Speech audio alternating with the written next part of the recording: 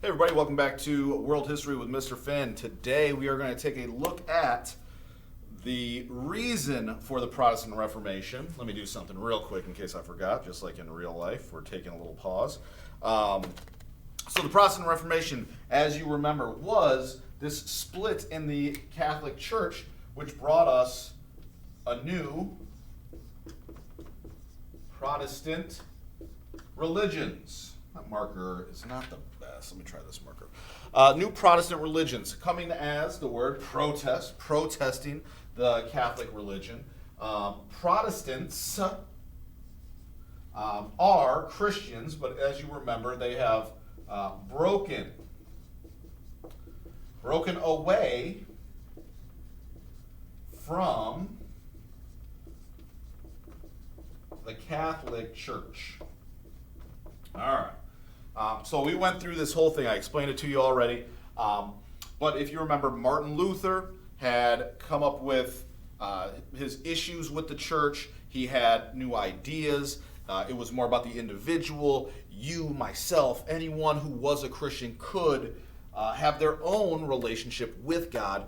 The church was not needed in order to do so, which is a very wild thought for the time, because the church is where you went to have your connection to God. And Christianity and religion was number one in Europe during this time period. These Protestants and the Protestant Reformation is happening around the year 1517. But now, why does this take off? That is the question at hand. Why does this Protestant Reformation, why does this breakdown of the Catholic Church happen during this time period? People probably had ideas at some point in the past. Some people probably didn't like the church in the past. People probably spoke out about certain things in the past. Why now? Bring me to inventions. Probably one of, if not the greatest invention of all time. Ready? Shocking here. Printing press. You're thinking, I don't know, fire or something else? I don't know. Printing press, if not, I'm going to say, in my opinion, it is the greatest invention of all time, most influential. Maybe I could change that out. We're in technology. But let's take a look at the printing press, because the printing press is going to make the Protestant Reformation happen. It's going to allow for the breakdown of the church. And what is the printing press? Well, it's pretty easy here. Move letters around to make words and this is the thing. This is the most important part. Mass produce. All right, let me explain this. The printing press.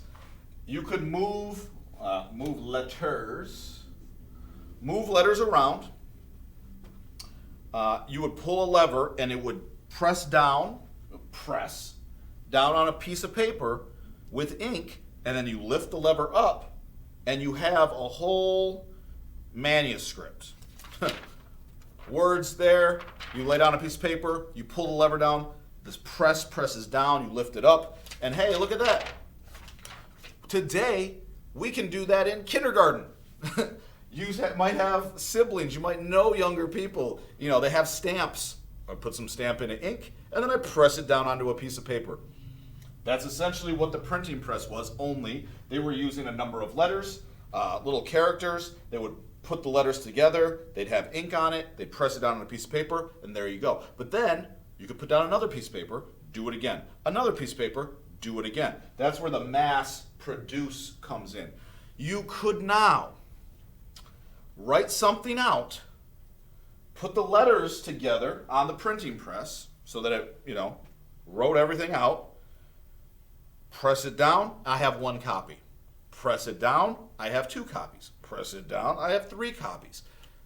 I can make hundreds, thousands of copies of writings. Why is this important? Because before the printing press, we had scribes. Remember the monks?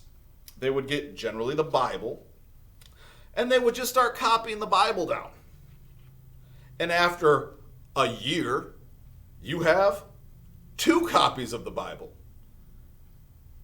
It would take forever. Think about it. If I gave you a textbook, here's the textbook. Start copying it down, word for word. Write it all out. You have to copy this entire textbook. How long would that take you? And then at the end, how many do you have? You have 2, the original and the one that you just did. The printing press allows you to mass produce copies. Martin Luther, he wrote his, if you remember, 95 Theses, 95 reasons why he was upset with the Catholic Church.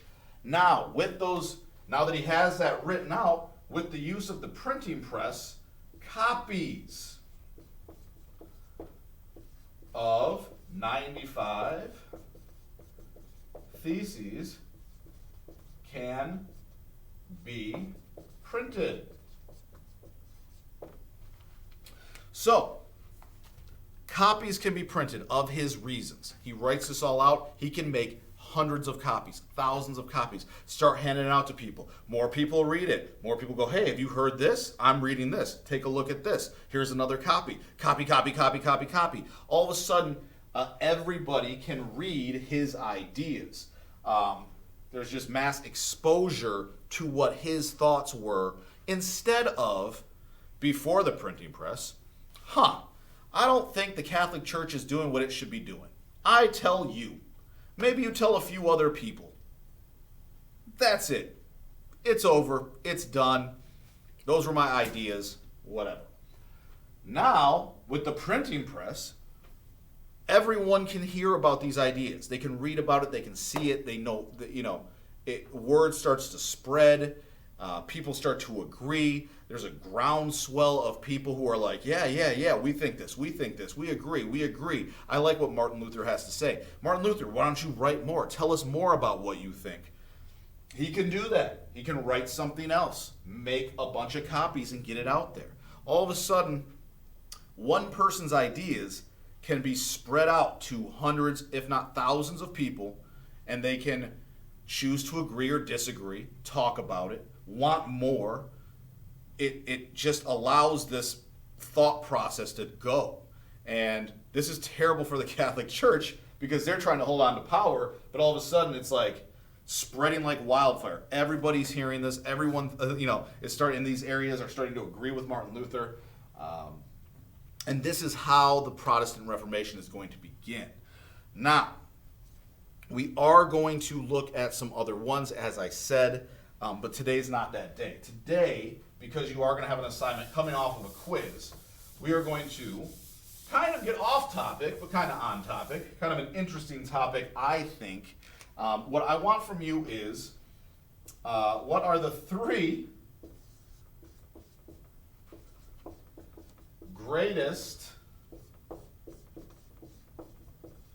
inventions of all time, and why? Not long, but because you've had some assignments here. But what I want you to do, because we are talking about greatest inventions in human history, so this is a world history class. It doesn't need to be necessarily the medieval time period or coming out, the Renaissance or anything like that. Just look at human history. The 3 greatest inventions of all time and why. The why doesn't have to be long. Each one can be 2 to 3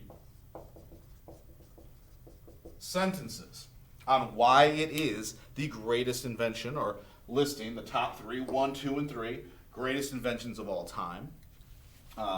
Because the printing press, I want you to understand this. This invention really changed Europe drastically. Mass producing things that you can read spreads ideas very fast. I cannot stress this to you enough, how important this invention was. So I would like you to look at other inventions throughout time that have had a major impact and what you think are some of the greatest inventions of all time. When we come back, we will obviously, like I said, knock down a couple of different ideas. I want to explain, the different Protestant religions that come out and just the different ideas. So you get an idea of what people are thinking during this time period. Like, I think this. Other people are like, really? This is what you think? And they start to follow this person. I think this. We follow this. Conflicts between countries and the church. It's not too long. It will just be one class. But we will look at how this Protestant Reformation kind of starts to affect the people and the countries and everything going on in Europe. But for today, this is what I want you to turn in. So make sure you do get this to me today for participation and attendance purposes. And I think that's it. I will see you next class.